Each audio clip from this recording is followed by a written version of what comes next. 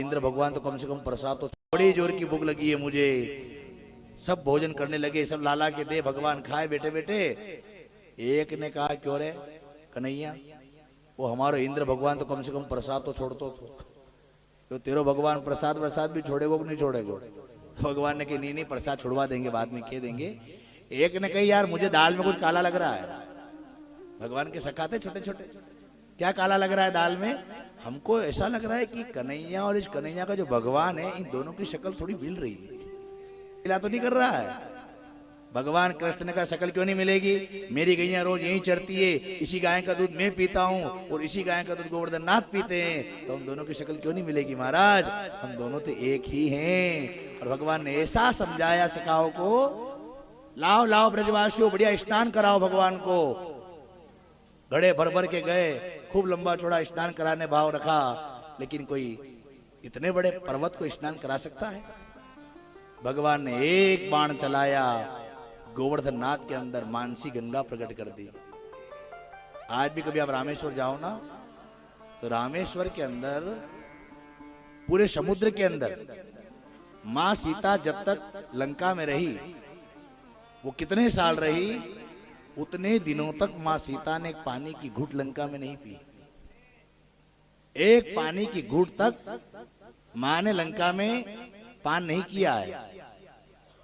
जब उधर से भगवान राम जी गए, राम जी ने मां जानकी को देखा, जानकी प्रफुल्लित हो जाती है और राम जी ने कहा देवी चलो अयोध्या चलते हैं, तुम्हारा दुख दूर हुआ, अब रघुनंदन तुम्हारे पास आए हैं।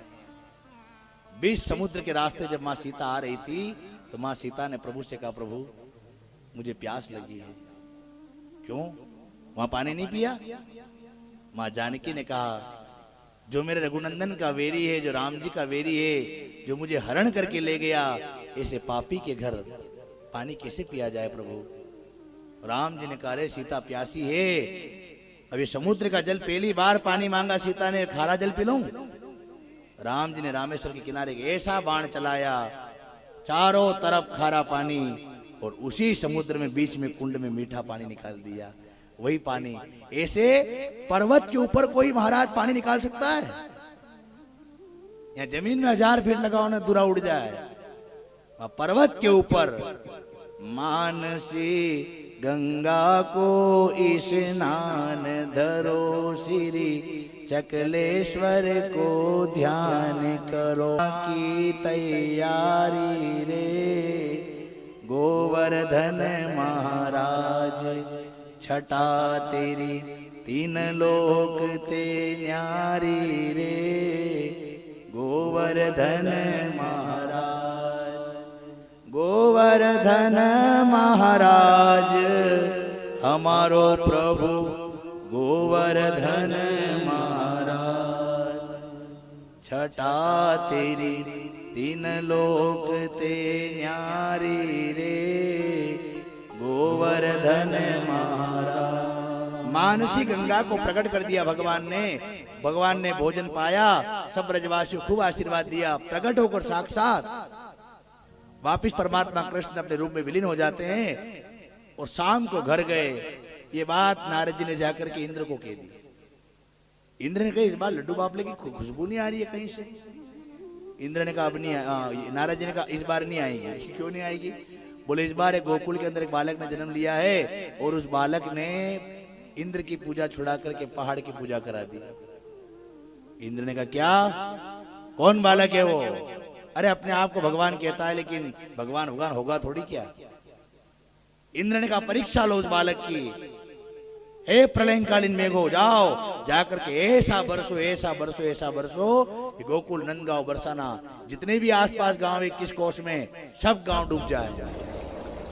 ऐसी घनघोर बारिश होने लगी, ब्रजवासी घबरा गए, आंधी उठने लगी। लेकिन याद रहे काम किसके कहने पर किया था? भगवान के कहने पर। रक्षा कौन करेगा? परमात्मा करेंगे। और उसी समय ब्रजवासी जैसे भक्तों से हमें सीखना चाहिए कि जीवन में जब भी कष्ट आए, सबसे पहले भगवान की तरफ दौड़ पड़ो। जब भी जीवन में कष्ट पीड़ा आए, सबसे पहले भगवान की तरफ दौड़ पड़ो। ऐसा ना हो महाराज कि संसार से गुहार लगाने लग जाओ। संसार से अगर गुहार लगेगी,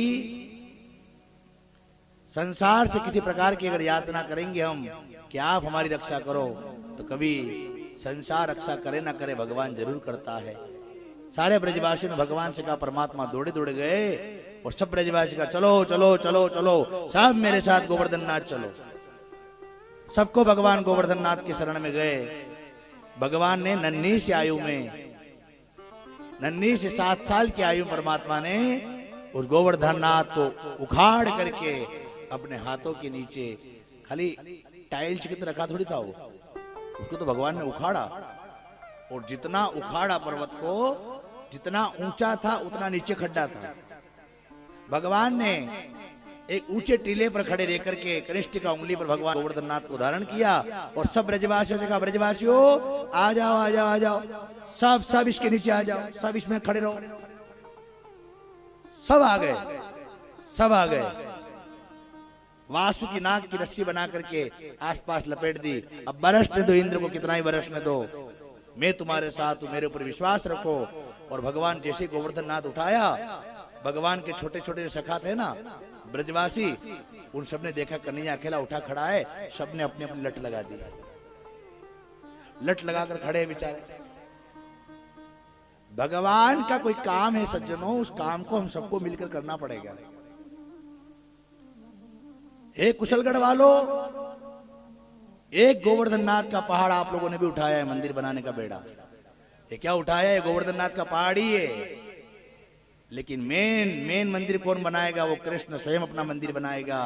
लेकिन कम से कम थोड़ी लाठियां तो अपनी लगा दो, सहयोग रूपी लाठी अगर उसमें लग जाए। भगवान ने तो उठा रखा है, ये बेड़ा पार परमात्मा सामने